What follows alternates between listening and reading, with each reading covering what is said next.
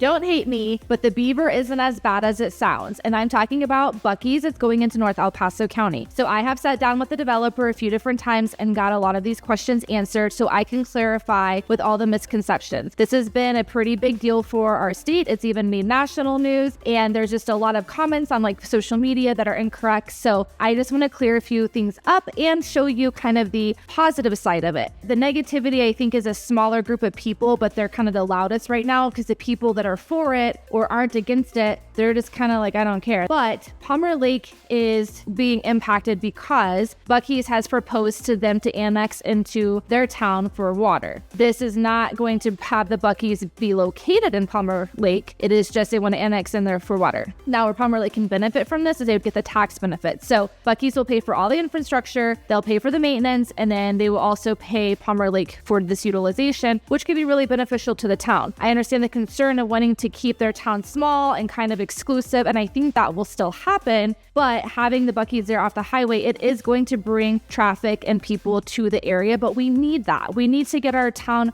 vibing again. We need to bring in more businesses. We need to bring in more tax dollars. We need better restaurants. So this will help with that because you're going to attract other businesses. Having a name as big as Buc-ee's, people drive currently from Colorado Springs to the Buc-ee's in northern Colorado over an hour drive. Think of what that will do for Colorado Springs. So I get the negative side of the traffic. That's where they'll have to account for that and have the infrastructures for that. By using water, they'll have infrastructures for that. Water is always a concern in Colorado because our water source, we sell out 60% of our water to other states. So that's always a concern of having enough water for different locations, whether it's residential or commercial. And so that is Palmer Lake's concern. But as they use more water there, they will be able to get more water from the Denver Basin as well. So that can be very beneficial to Palmer Lake. In addition, this will bring in a lot of jobs. Buc-ee's pays really well. I think their cashiers start out at like $18 an hour and the managers are making six figures. So that would be great for the area. That would be great for more job development. Either way, this property has been commercially zoned since 1955 and the developer is going to sell it to someone. Buc-ee's is who has made the offer,